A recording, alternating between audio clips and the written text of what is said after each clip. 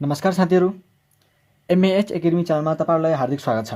र साथीहरू, प्रिभियस लेक्चरहरुमा हामीले फाइनान्शियल म्यानेजमेन्टको कस्ट अफ क्यापिटल भ्याइसक्यौं र अब हामी डिभिडेन्ड डिसिजन भन्ने च्याप्टर स्टार्ट गर्छौं। र यो च्याप्टर तपाईको एक्जामको लागि एकदमै इम्पोर्टेन्ट छ, एकदम इम्पोर्टेन्ट छ।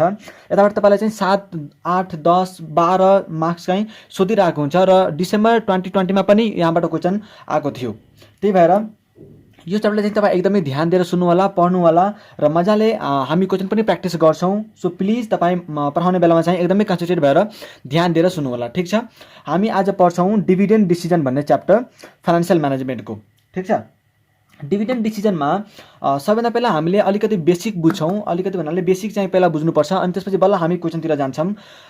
पहिला हामीले के बुझ्नु पर्यो भन्दाखेरि कि कुनै पनि कम्पनीमा जब हामी इन्भेस्ट गर्छौं त्यहाँबाट हामीले केही न केही रिटर्न एक्सपेक्ट गरेका हुन्छौं, हो कि हैन। जब हामी कुनै कम्पनीको शेयर किन्छौं या त डिबेन्चर किन्छौं या त प्रिफरेन्स शेयर किन्छौं, हाम्रो केही न केही के हुन्छ, एक्सपेक्टेसन हुन्छ, त्यहाँबाट एउटा रिटर्न हामीले गर्छौं, एक्सपेक्ट गर्छौं, हो कि हैन।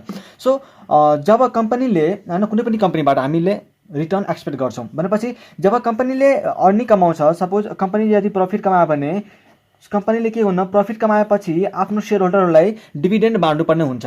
सबभन्दा पहिला यति बुझ्नु कि यो डिभिडेन्ड भनेको प्रॉफिटकै पार्ट हो। डिभिडेन्ड भनेको के हो रे, प्रॉफिटकै पार्ट हो, पार्ट अफ प्रॉफिट। तर त्यो पार्ट अफ प्रॉफिट जुन चाहिँ डिस्ट्रिब्युट गरिन्छ कसलाई, शेयर होल्डरलाई है। जुन त्यो कम्पनीको शेयर होल्डरहरू हुन् हैन, त्यसलाई चाहिँ त्यो प्रॉफिटको पार्ट हैन, जुन पार्ट चाहिँ प्रॉफिटकै पार्ट हो, डिभिडेन्ड चाहिँ प्रॉफिटकै पार्ट हो, तर त्यो पार्ट हो जुन चाहिँ एक्जिस्टिङ शेयर होल्डरहरूलाई हैन, एक्जिस्टिङ शेयर होल्डरहरूलाई चाहिँ बाँडिन्छ, एक्जिस्टिङ शेयर होल्डरहरूलाई चाहिँ बाँडिन्छ है, एक्जिस्टिङ शेयर होल्डरहरूलाई बाँडिन्छ हैन, डिस्ट्रिब्युटेड। अब हामीले के बुझ्नु पर्यो कि यहाँ चाहिँ अर्को भाषामा यसलाई भन्दाखेरि डिभिडेन्ड, अर्को भाषामा यसलाई कसरी भन्न सक्छ भन्दाखेरि कि डिभिडेन्ड चाहिँ त्यो हो हैन, रिटर्न हो जो चाहिँ एउटा शेयर होल्डरले कम्पनीबाट पाउँछ। डिभिडेन्ड चाहिँ के हो, अर्को भाषामा यदि भन्ने हो भने डिभिडेन्ड हैन रिटर्न हो जुन चाहिँ शेयर होल्डरले कम्पनीबाट पाउँछ। कुनबाट त, शेयर होल्डर के रे प्रॉफिटबाट, के रे प्रॉफिटबाट। डिभिडेन्ड भनेको that part of profit which is distributed among its share holders, ठीक छ। त्यसलाई हामीले के भन्छौं, डिभिडेन्ड भन्छौं। प्रॉफिटको त्यो पार्ट जुन चाहिँ शेयर होल्डरहरूलाई बाँडिन्छ हो त्यसलाई चाहिँ हामीले के भन्छौं, डिभिडेन्ड भन्छौं। अब यो जुन डिभिडेन्ड छ त्यो डिभिडेन्ड चाहिँ दुई खालको हुन सक्छ है। दुई खालको त नभनौं, त्यसलाई टाइप नभनौं। या त डिभिडेन्ड चाहिँ क्याशमा दिन सकिन्छ या त स्टकमा दिन सकिन्छ। यो क्याश भनेको चाहिँ क्याश भनेको अब क्याश भयो, स्टक भनेको चाहिँ बोनस शेयर। कम्पनीले कहिले के हुन्छ नि, डिभिडेन्ड नबाँटेर तपाईलाई चाहिँ बोनस शेयर पनि दिन्छ हो, यो त्यो पनि के हो, एउटा डिभिडेन्ड नै बाँडेको जस्तो हो, ठीक छ। डिभिडेन्ड चाहिँ दुई तरिकाले बाँड्न सकिन्छ, या त क्याशमै बाँड्न सकिन्छ या त स्टक दिएर, स्टक भनेको बोनस शेयरहरू दिएर बाँड्न सक्छन्, ठीक छ। स्टक डिभिडेन्ड भन्छ यसलाई चाहिँ क्याश डिभिडेन्ड, यसलाई चाहिँ स्टक डिभिडेन्ड भन्छ। अब डिभिडेन्ड भनेर हामीले बुझ्यौं, डिभिडेन्ड चाहिँ कसरी बाँड्न सकिन्छ भन्ने कुरा पनि बुझ्यौं। अब हामीले के बुझ्छौं कि डिभिडेन्ड पढ्न त हामीले के पढिरहेको छौं, डिभिडेन्ड डिसिजन। यो डिभिडेन्ड डिसिजनमा चाहिँ डिभिडेन्ड बाँड्ने कि नबाँड्ने भन्ने कुराको चाहिँ के लिनुपर्छ रे, हामीले डिसिजन लिनुपर्ने हुन्छ। सो अब यसका डिसिजनतिर जाउँ हामी। अब जुन कम्पनी, सपोज यो एउटा ए लिमिटेड कम्पनी हो, ए लिमिटेड एउटा कम्पनी हो। यो ए लिमिटेडको कम्पनीमा राम भन्ने एउटा म्यानेजर छ हैन। यो राम भन्ने के हो रे, फाइनान्स म्यानेजर हो सपोज है। यो के हो, फाइनान्स म्यानेजर। यो फाइनान्स म्यानेजर चाहिँ फाइनान्स म्यानेजरको लागि डिभिडेन्ड डिसिजन चाहिँ एकदमै इम्पोर्टेन्ट हुन्छ कि डिभिडेन्ड बाँड्ने कि नबाँड्ने भनेर। यो चाहिँ के हो रे, फाइनान्स म्यानेजर हो है। अब सपोज कम्पनीले चाहिँ 200 करोड प्रॉफिट कमायो रे। कति कमायो, 200 करोड चाहिँ प्रॉफिट कमायो। अब यो जुन प्रॉफिट उसले कमाएको छ त्यो डिभिडेन्ड कति बाँड्ने, पुरै हैन, कति बाँड्ने कि पुरैको पुरै बाँड्दिने कि आधी कम्पनीमा राख्ने आधी मात्रै बाँड्ने हैन, कि के पनि नबाँड्ने, के गर्ने त। यो जुन प्रॉफिट कमाएको कम्पनीले यसलाई चाहिँ के गर्ने त, पछाडीको लागि हैन, फ्युचरमा चाहिँ ग्रोथको लागि राख्ने कि पुरैको पुरै बाँड्दिने कि हैन, त्यस्तो डिसिजन चाहिँ के हुन्छ, फाइनान्स म्यानेजरले लिनुपर्ने हुन सक्छ, ठीक छ। यस्तो डिसिजन चाहिँ के हुन सक्छ रे, फाइनान्स म्यानेजरलाई चाहिँ लिनुपर्ने हुन सक्छ। अब यस्तो डिसिजन लिने बेलामा चाहिँ कम्पनीको लङ टर्म ग्रोथलाई चाहिँ अलिकति ध्यान दिनुपर्ने हुन्छ कि यदि मैले यो 200 करोडबाट सपोज मैले 50 लाख बाँटे हैन, सपोज चाहिँ 50 लाख मैले बाँटे, अनि जुन 1 लाख रिटेन गर्ने, 1 लाख 150 लाख जुन मैले बिजनेसमा रिटेन गर्छु, यसले मैले के गर्न सक्छु त? न्यू इन्भेस्टमेन्टहरू गर्न सक्छु कि सक्दिनँ? न्यू इन्भेस्टमेन्टहरू पनि मैले गर्न सक्छु। नयाँ नयाँ एरियाहरूमा, नयाँ नयाँ फिल्डहरूमा म इन्भेस्ट गर्न सक्छु। म यताबाट पनि रिटर्न कमाउन सक्छु। अझै मेरो इन्भेस्टमेन्टलाई, प्रपर्टीलाई चाहिँ अझै बढाउन सक्छु। सेयर होल्डर्सको वेल्थ चाहिँ अझै बढ्न सक्छ भनेपछि जब उसले फाइनेन्स म्यानेजरले चाहिँ यतिखेर जब उसले डिभिडेन्ड हैन डिभिडेन्ड बाँड्ने कि नबाँड्ने भन्ने डिसिजन लिइरहेको हुन्छ, त्यतिखेर उसले एउटा लङ टर्म हैन लङ टर्म उसको लागि ग्रोथको लागि पनि एउटा माइन्डमा चाहिँ सोचिराख्नुपर्छ। त्यसको पनि एउटा हैन काहीँ न काहीँ कन्सिडर गर्नुपर्छ। लङ टर्म ग्रोथको पनि कन्सिडर गर्नुपर्ने हुन्छ हैन कि अब सपोज कम्पनीले यदि पुरै 200 करोड यसले डिभिडेन्डमै बाँड्यो भने त यसले रिटर्न नै केही गरेन हैन। यदि 200 करोड नै बाँडिदियो भने त कम्पनीको रिटेन अर्निङ के हुन्छ? जिरो। रिटेन अर्निङ भनेर हामीले कस्ट अफ क्यापिटलमा पढाएको थियौँ। रिटेन अर्निङ भनेको के हो रे? यो पनि प्रफिटकै पार्ट हो, तर जुन चाहिँ सेयर होल्डरलाई नबाँडेर कम्पनीमा राखिन्छ हैन। जस्तै मेरो 100 करोड मैले प्रफिट कमाएँ, 50 करोड मैले बाँडेँ। यो 50 करोड बाँडेको चाहिँ अब यो डिभिडेन्ड भयो। हामीले सुरुदेखि कुरा गरिरहेका छौँ, डिभिडेन्ड भनेको that part of profit which is distributed to the shareholder. अब यो 50 करोड मैले के गरेँ? सेयर होल्डरलाई बाँडेँ भनेपछि यो मेरो के हो? डिभिडेन्ड हो। त्यस्तै अरू मैले जुन 50 करोड जुन मैले बिजनेसमा राखेको छु त्यसलाई मैले के भन्छु त? Retained earning. यसलाई मैले के भन्छु रे? Retained earning. ठिक छ। अब यदि यसले 200 करोड जुन प्रफिट कमाएको छ, यदि यो 200 करोड यदि सबै सेयर होल्डरलाई बाँड्यो भने त यसको रिटेन अर्निङ कति हुन्छ? जिरो हैन। रिटेन अर्निङ त हुँदैन नि त। रिटेन अर्निङ हुँदैन भनेपछि यदि रिटेन अर्निङ भएन भने उसँग कहिले नयाँ इन्भेस्टमेन्ट गर्ने अपर्च्युनिटी नै हुँदैन, किनकि पैसा नै छैन भनेपछि उसले नयाँ इन्भेस्टमेन्टहरू कहाँ चाहिँ नयाँ इन्भेस्टमेन्टहरू कसरी गर्न सक्छ त? गर्न सक्दैन हैन। नयाँ नयाँ फिल्डहरूमा, नयाँ नयाँ के अरे सेक्टरमा चाहिँ उसले इन्भेस्ट गर्न सक्दैन। सेयर होल्डरको चाहिँ प्रफिट म्याक्सिमाइज, सेयर होल्डर्सको चाहिँ वेल्थ म्याक्सिमाइज हुँदैन, हो कि होइन? सो यसले चाहिँ फाइनेन्स म्यानेजरको एउटा रोल के हुन्छ भन्दाखेरि कि मैले के गर्नु पर्यो त?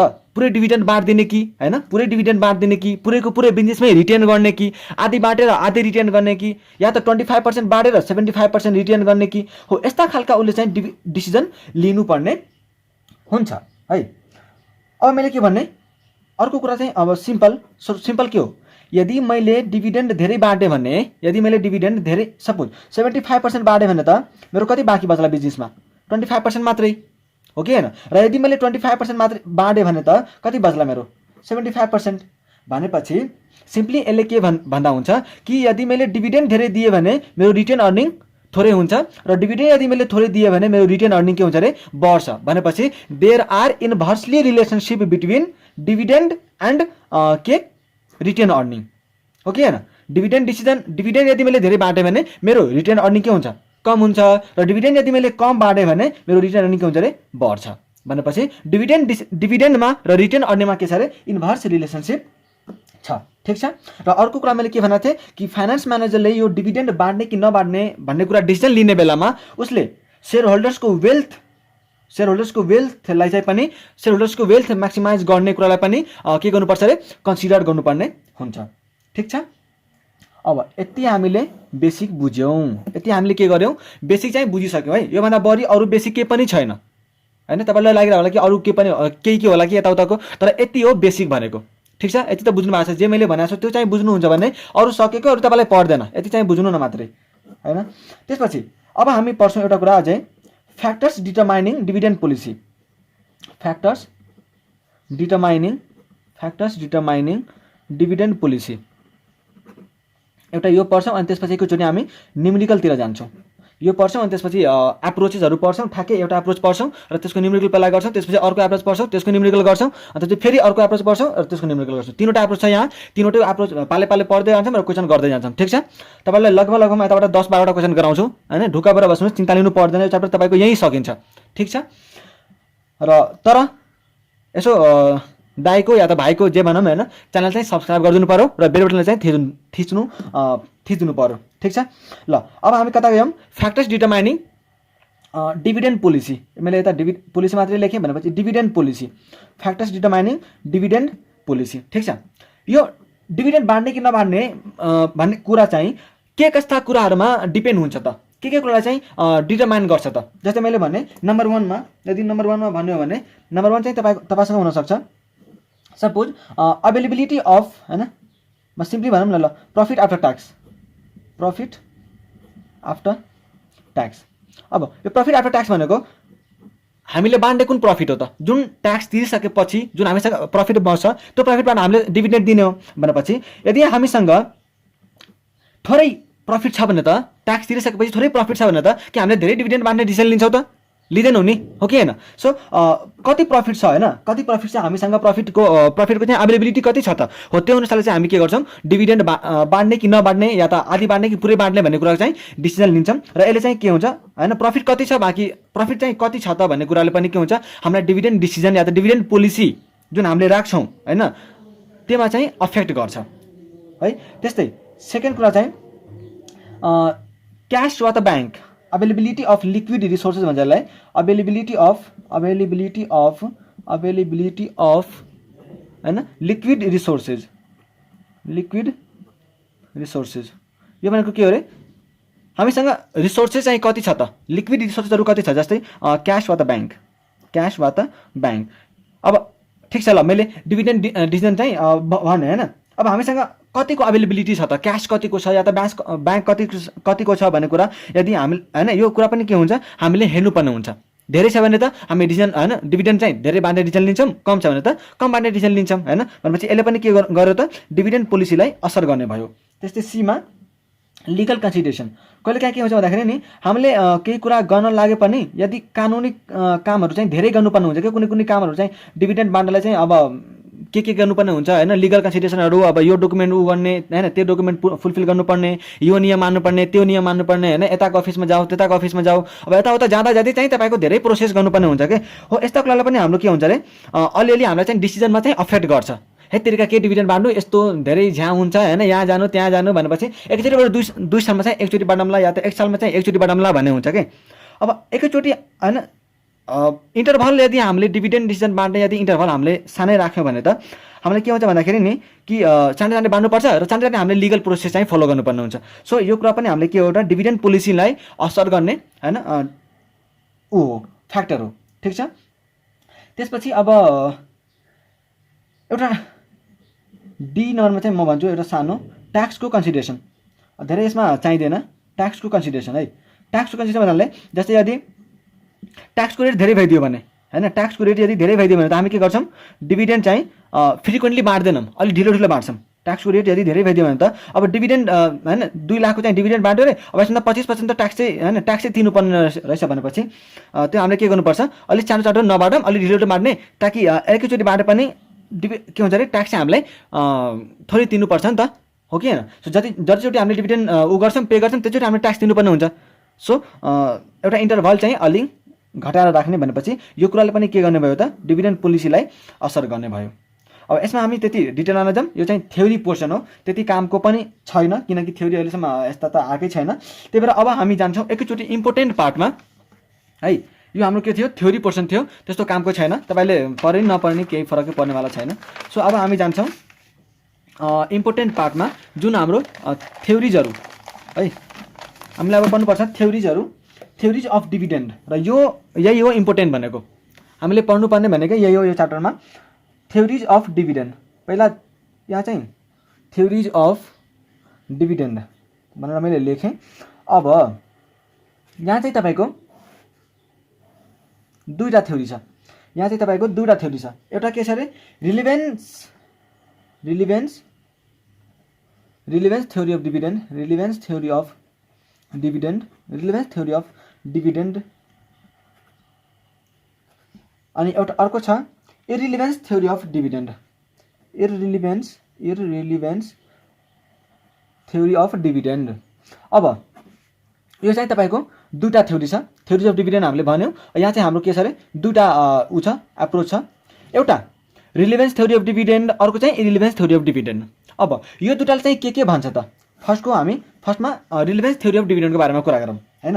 रिलेभेन्स थ्योरी अफ डिभिडेन्डमा के भन्छ भन्दाखेरि नि कि डिभिडेन्ड के हो सिम्पली हैन, हामी त्यति डिटेलमा जान्दैनौँ। सिम्पली के बुझ्नु भन्दाखेरि रिलेभेन्स थ्योरी अफ डिभिडेन्डमा के भन्छ भन्दाखेरि कि डिभिडेन्ड चाहिँ रिलेभेन्ट हुन्छ। डिभिडेन्ड के हुन्छ अरे डिभिडेन्ड्स आर रिलेभेन्ट, डिभिडेन्ड चाहिँ के हो अरे रिलेभेन्ट हुन्छ। र यसले हैन र डिभिडेन्ड जुन हामी बाँड्छौँ त्यो डिभिडेन्ड बाँडेको कारणले भ्यालु अफ फर्ममा असर गर्छ।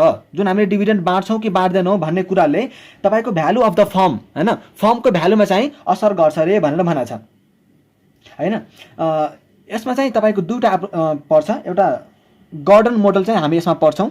हामीसँग तीनवटा मैले भनेको थिएँ नि तीनवटा न्युमेरिकल गर्ने छ हो। एउटा चाहिँ हामीसँग यो यसमा चाहिँ हामी गॉर्डन्सको पढ्छौँ। गॉर्डन्स मोडल भन्ने छ एउटा हो। यसको चाहिँ हामीले फर्मुलाहरू हैन अरू के अप्रोचहरू छन्। यसले चाहिँ के भन्यो भन्दाखेरि नि यो गॉर्डन्स एप्रोच चाहिँ यसरी भनेको छ है कि जुन तपाईँ डिभिडेन्ड डिसिजन गर्नुहुन्छ त्यसले चाहिँ तपाईँको फर्मको भ्यालुमा चाहिँ असर गर्छ। डिभिडेन्ड चाहिँ रिलिभेन्ट हो है। डिभिडेन्ड तपाईँले कतिको बाँड्नुहुन्छ या त कतिको बिजनेसमा रिटेन गर्नुहुन्छ त्यसले चाहिँ तपाईँको फर्मको भ्यालु क्रिएट गर्छ या त भ्यालु घटाउँछ भनेर यसले भनेको छ गॉर्डन्स मोडलले। ठिक छ। त्यस्तै अर्को थ्योरी के छ अरे इरिलिभेन्स हैन इरिलिभेन्स थ्योरी अफ डिभिडेन्ड। अब यसले के भन्छ भन्दाखेरि कि डिभिडेन्ड्स आर इरिलिभेन्ट डिभिडेन्ड्स आर इरिलिभेन्ट। तपाईँ जतिसुकै डिभिडेन्ड बाँड्नुहोस् या त राख्नुहोस् त्यसले केही पनि फरक पर्दैन। डिभिडेन्ड्स आर इरिलिभेन्ट त्यसले चाहिँ तपाईँको भ्यालु अफ फर्ममा केही पनि फरक पर्दैन है भनेर भनेको छ। अब यसमा को पर्छ त dividends are irrelevant and it does not affect the wealth of shareholders. यसमा चाहिँ सेयर होल्डर्सको वेल्थलाई केही पनि असर पर्दैन। तपाईँ जति मन लाग्छ त्यति डिभिडेन्ड बाँड्नुहोस्, जति मन लाग्छ तपाईँ त्यति हैन पैसा चाहिँ बिजनेसमा बाँड्नुहोस् या त बिजनेसमा राख्नुहोस् त्यसले केही फरक पर्दैन। तर यसले के भन्यो तपाईँ हैन बाँड्नुहोस् या त राख्नुहोस् तपाईँको भ्यालु अफ फर्ममा या त सेयर होल्डर्सको वेल्थमा केही पनि असर पर्दैन। तर यसले के भनेको थियो डिभिडेन्ड्स आर रिलिभेन्ट। यदि तपाईँ डिभिडेन्ड हैन बाँड्नुहुन्छ या त डिभिडेन्ड राख्नुहुन्छ त्यसले चाहिँ तपाईँको भ्यालु अफ फर्मको भ्यालुमा चाहिँ तपाईँलाई असर गर्छ है भनेर यसले भनेको थियो गॉर्डन्स मोडलले। अनि डिभिडेन्ड्स आर इरिलिभेन्ट भनेर कसले भनेको थियो एउटा चाहिँ मोदी गिलानी एन्ड मिलर भन्छ यसलाई हैन। मोदी गिलानी एन्ड मिलर यो हो है। अनि यसमा चाहिँ एउटा अझै छ एउटा वाल्टर भन्ने छ। वाल्टर यो दुईटा मान्छेले हैन यो दुईटाले चाहिँ वाल्टर र गॉर्डन्सले चाहिँ के भनेको थियो कि डिभिडेन्ड्स आर रिलिभेन्ट। डिभिडेन्ड चाहिँ रिलिभेन्ट हो। डिभिडेन्ड तपाईँ बाँड्नुहुन्छ कि राख्नुहुन्छ भन्ने कुराले चाहिँ तपाईँको फर्मको भ्यालुमा असर गर्छ हैन अफेक्ट गर्छ। त्यस्तै इरिलिभेन्सले के भन्यो यो मोदी गिलानी एन्ड मिलरले कि तपाईँ डिभिडेन्ड बाँड्नुहोस् या डिभिडेन्ड या तपाईँ प्रफिट चाहिँ यतिकै राख्नुहोस् बिजनेसमा राख्नुहोस् यसले चाहिँ तपाईँको केही पनि फरक पर्दैन। यसले चाहिँ सेयर होल्डर्सको वेल्थमा केही पनि असर गर्दैन भनेर भनेको छ। ठिक छ। अब हामी जान्छौँ मैले भनिदिइसकेँ यसको अप्रोच हामीसँग सक्यो। यही दुईटा थियो थ्योरिज अफ डिभिडेन्ड थियो। अब हामी जान्छौँ यो जुन यहाँ लेखा छौँ नि वाल्टर गॉर्डन्स र मोदी गिलानी एन्ड मिलर हो। हामीले पढ्नुपर्ने भनेको यही हो। एउटा यो पढ्छौँ हामी, त्यसपछि एउटा 2 नम्बरमा यो पढ्छौँ र अर्को यो 3 नम्बरमा हामी यो तीनवटा पढ्छौँ। यो तीनवटा पढिसकेपछि हाम्रो यो च्याप्टरै सकिन्छ।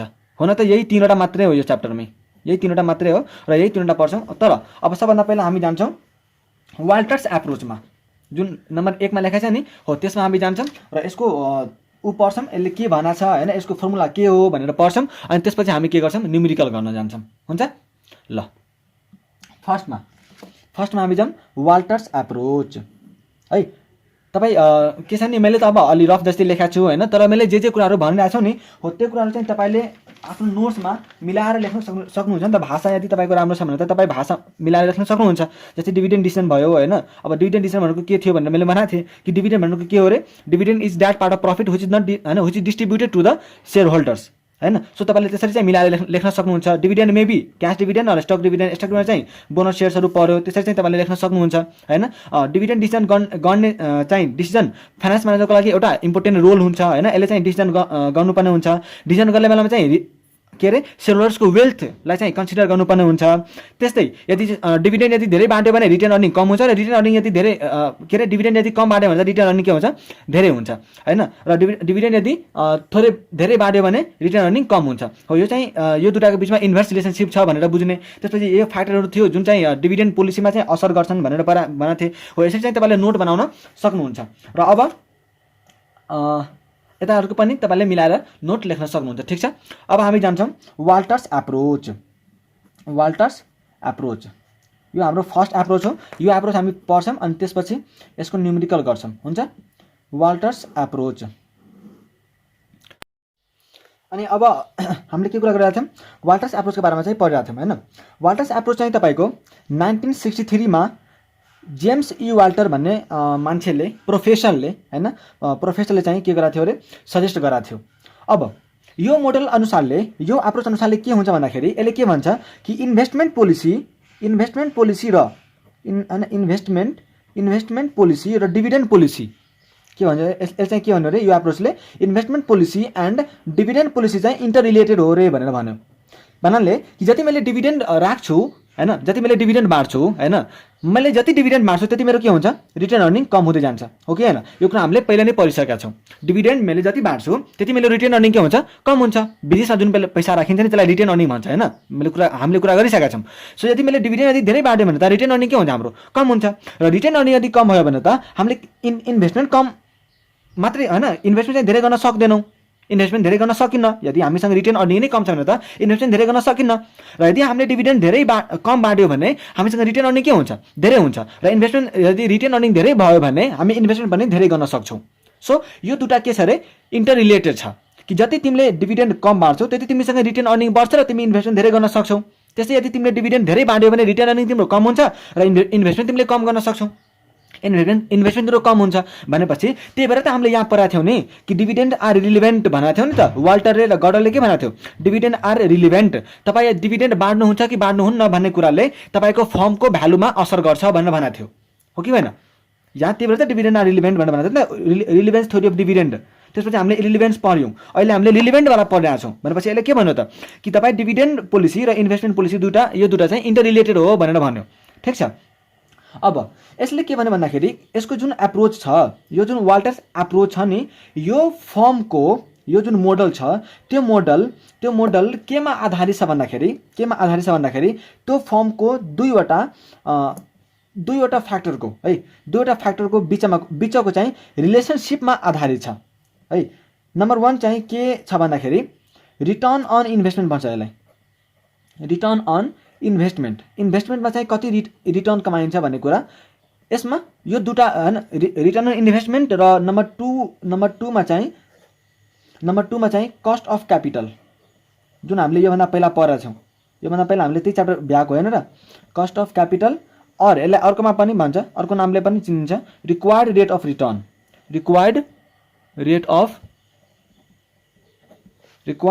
रिटर्न भनेर यसलाई भन्छ। या त यसलाई चाहिँ return on investment or internal rate of return पनि भन्छ है, यसलाई इन्टर्नल रेट अफ रिटर्न भनेर भन्छ, इन्टर्नल रेट अफ रिटर्न।